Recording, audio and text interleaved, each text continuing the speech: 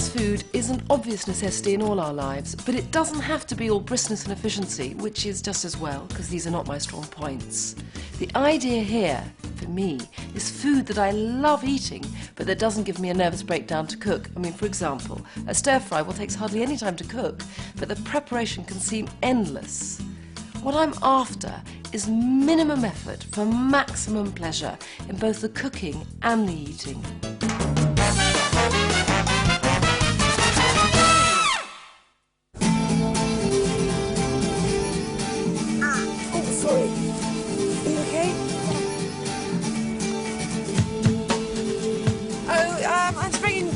Nursery a bit late.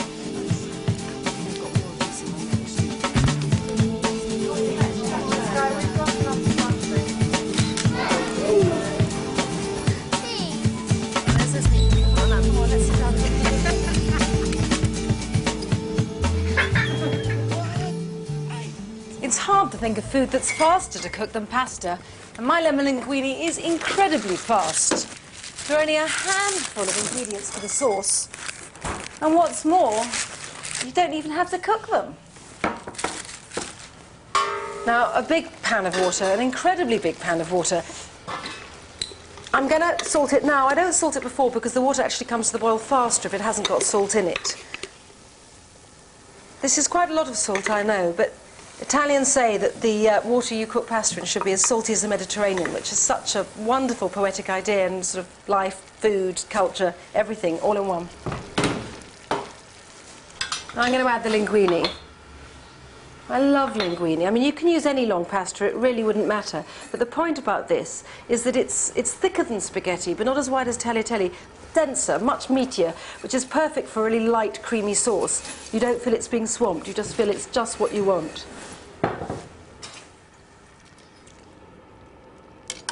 Well, the water's come straight back to the boil, so the sauce. Eggs, butter, cheese, cream, lemons. Perfect. Very simple, no cooking. Now, I don't want the whites of these, but I find it much easier just to separate the eggs, cradling them from one hand to the other, rather than in the shell, which most people do, because then I just pierce it, the yolk. If you're squeamish, I wouldn't advise it, but if you're not, I'm not, then it's fine. What a wonderful feeling as it goes through your fingers. The reason I'm beating it like this is because I really want it to get a bit sort of frothier and richer and all to bring out this, to emulsify almost, I suppose, like I was making mayonnaise. But it's nothing as complicated as that. And to aid this, some cheese. I don't think you don't need to measure this, just grate in as much as you want.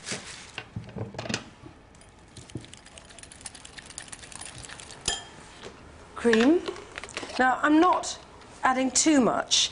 Just enough to make the sauce kind of swathe the pasta rather than drown it. It's rich, but it's delicate, which is the best combination. Now, my favourite bit, the lemon. I love the way when you zest lemons, you can smell it as you do it. I use a lot of the zest because I think that's the best part of the flavour, better even than the juice. Now, again, really add as much or as little lemon juice as you like. I think just half a lemon is fine. I sometimes do put a whole lemon in, but, you know, these are quite large lemons, and anyway, taste it, you know, and if you want more lemon, add more lemon. And if you've over-lemoned, just add a bit more cheese and a bit more cream. So fragrant, so comforting. I haven't added any salt because I think the Parmesan is quite salty enough. And no pepper for a very good reason. This is harmonious, calm, voluptuous and creamy. I think pepper would interrupt that. Suddenly you get this speck of sharp pepper. That's not what I want.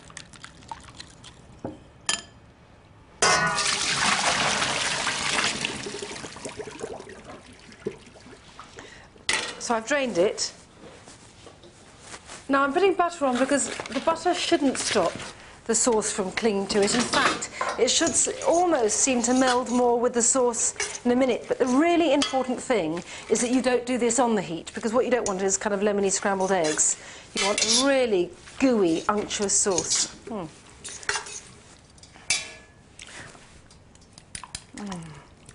I'm leaving some sauce back because I want to pour some on once it's in the bowl. Well, I mean, that's it. And how fast is that? I mean, it's the sort of food you can really, really make when you're so stressed out. That's the idea of cooking, makes you want to shriek. And it smells so wonderful. It smells like the lemon groves of Amalfi or something.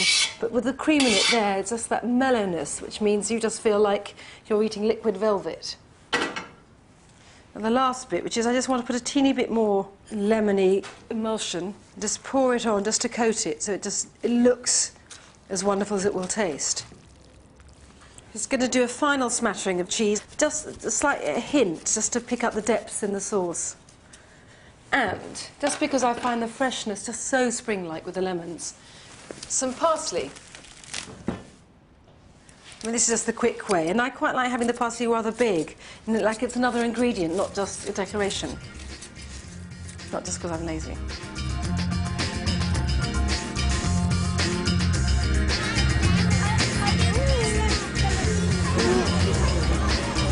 was corn and then the buffet. All right.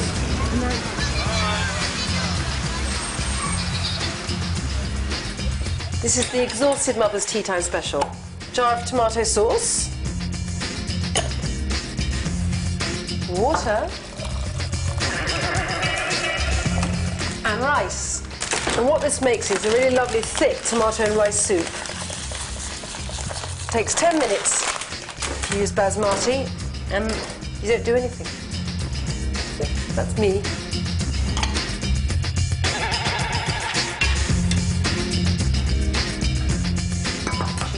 Cheese on yours, Curtis? Yeah, a little bit.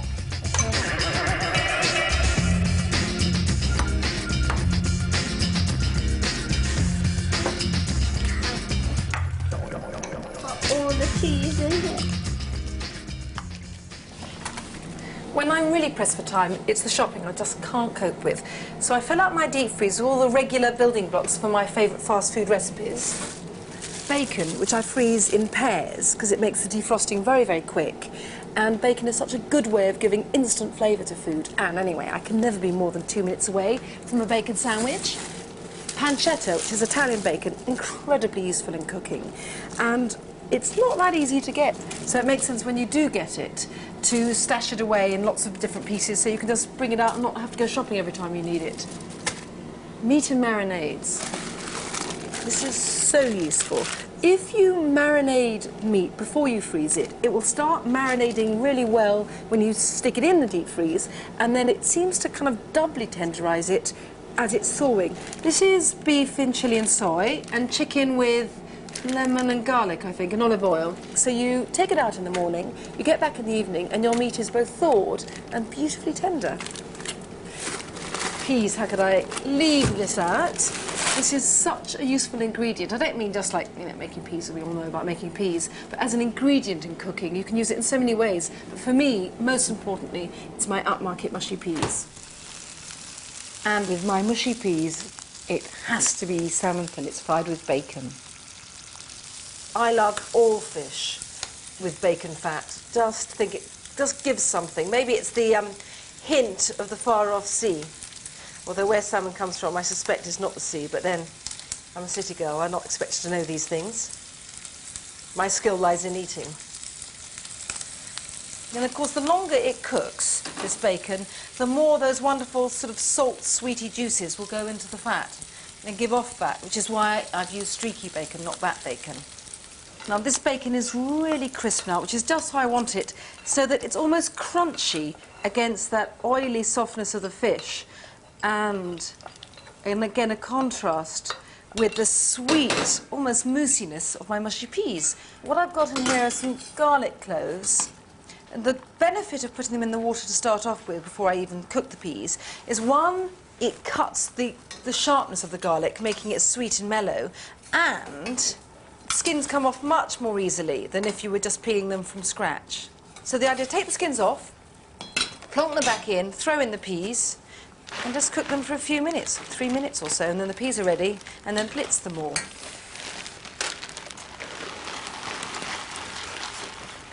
I couldn't live without frozen peas in my deep freeze. I think the snobbery against them is ridiculous because unless you've got peas in your own garden, there's no advantage in using fresh because by the time you buy them, or they've all gone to starch anyway, so really I think it is better to use frozen ones. This salmon will need about 4 minutes, 1 minute on the first side and then 3 minutes on the other side, just to get lovely and golden and seared. And then I'll just put them on one side while the peas, my lovely petit pois, get turned into mushy peas.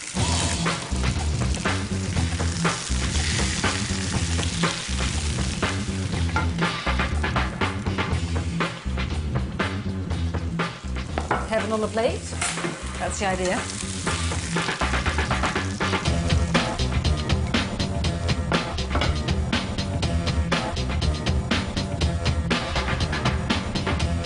Right, now for a bit of blitzing.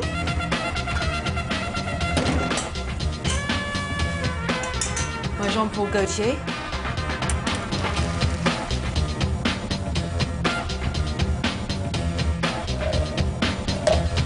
Creme fraiche. Don't have to use creme fraiche, but I like the slight sourness because peas are very, very sweet. Butter. Yum. Pepper. Salt. Not much, I might add more if I need it later. We're off.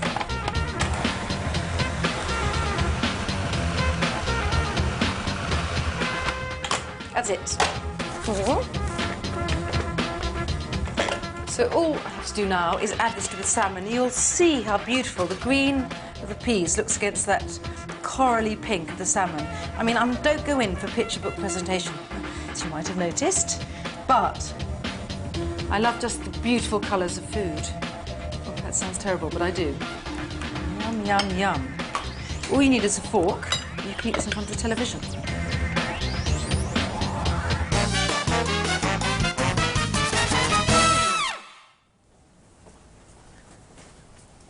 I think of my store cupboard really as a kind of working partner to my deep freeze, by which I mean I keep things in here that save me from having to go shopping if friends are coming around for supper midweek. Now, 3 ideas for really fast improvised puddings.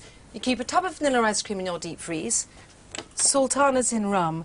They're so good, and you can imagine how easy these are to make.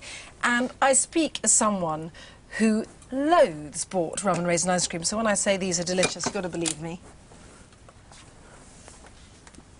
Stem ginger. I kind of love this stuff. Something very evocative about it. You eat vanilla ice cream with this, you feel like you're having something off the pudding trolley from some provincial 1950s seaside hotel, only it's better. And my favourite. This is coffee. So what you do is you make a really strong mug of coffee.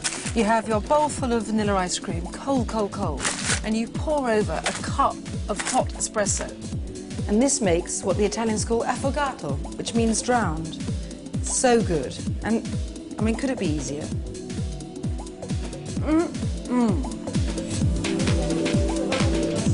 Can you just put the bottom one on top for me a minute?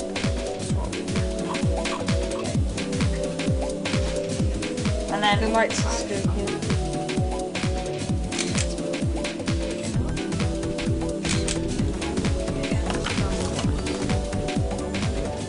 Oh God, you got a really wide hole sieve. Oh, I apologise. Actually, it's rather wonderful when it runs out. Yeah. Go. Okay.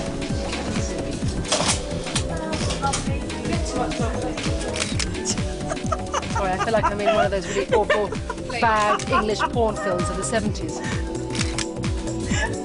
Actually, it's very nice.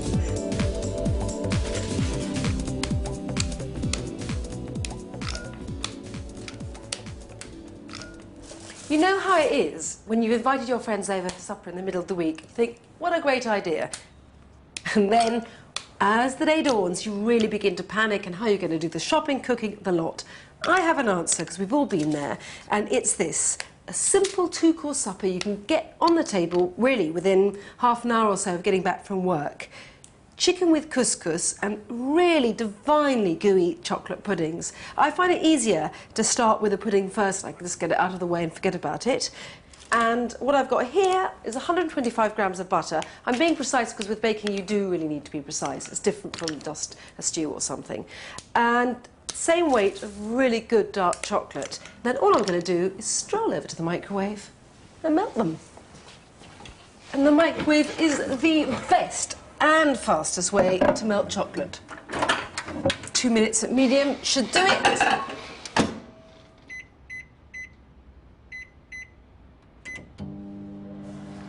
That's it. While the chocolate and butter are melting, I'm going to add 3/4 cup of sugar to 3 eggs I've already stuck in here. And 3 tablespoonfuls of flour. 1, 2, 3. And just stir this till all the ingredients are combined, and that's all. Great, that's melted perfectly. All I'm going to do is add the egg mixture to the chocolate mixture.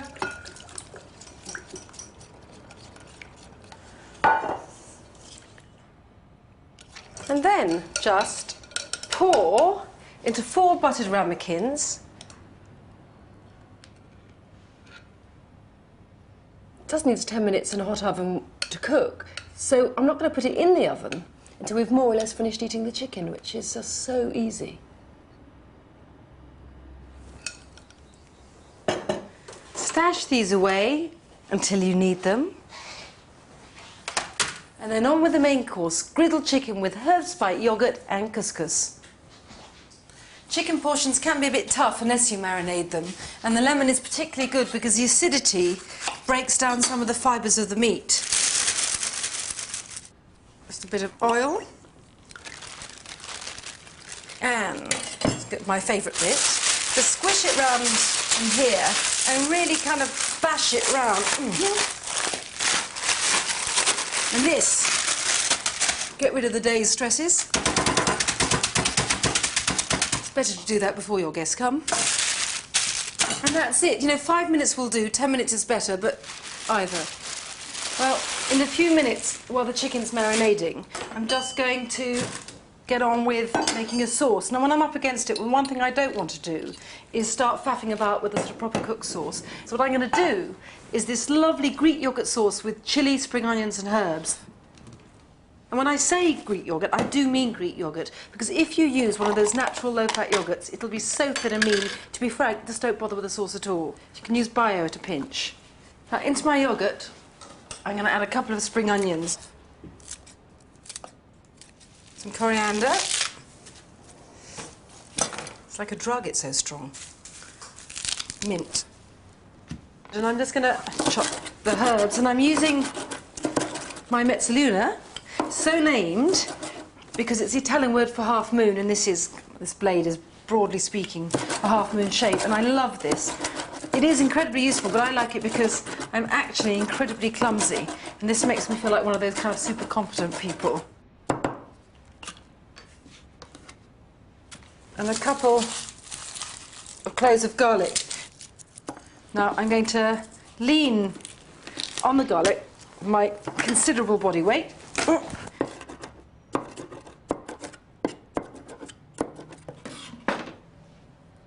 Now, chilli.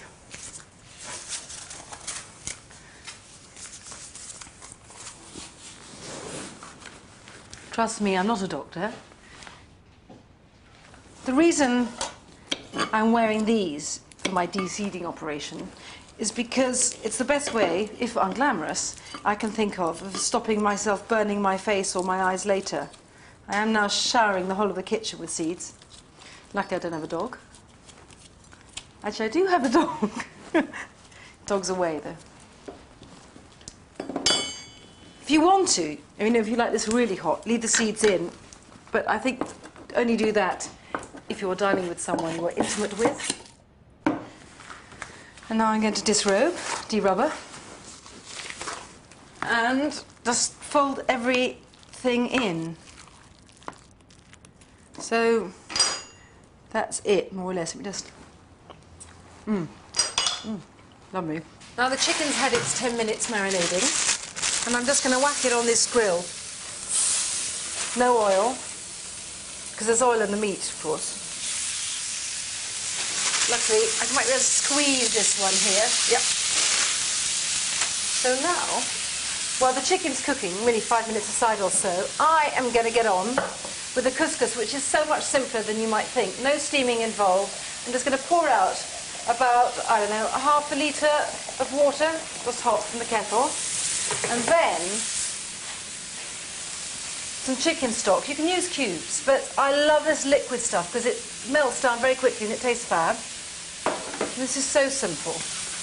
You shake out some couscous, which may not look like a lot, but couscous swells, and that's really the wonder of it.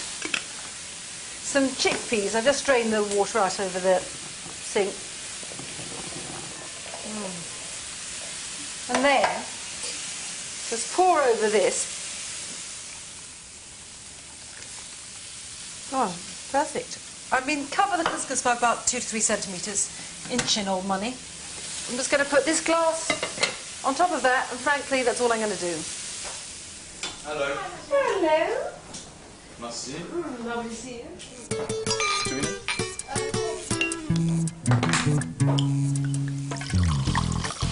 Chicken should be ready for turning now, so absolutely perfect with that golden stripiness.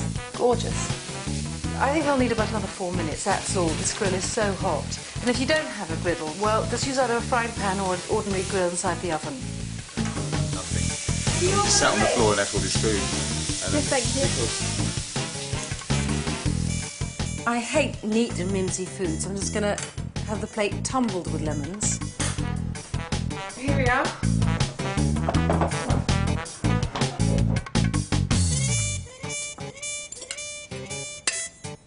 Just a bit of paprika, or a lot of paprika. You've got one. Oh. How many dishes do you normally do at once? Do you remember that place called the Elizabeth? Sorry, it's me.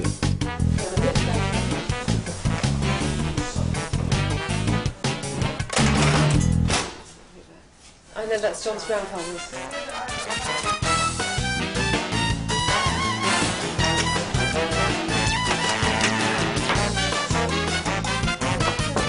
Yeah, I think it's better with creme fraiche because it's not sour. It's a bit rough.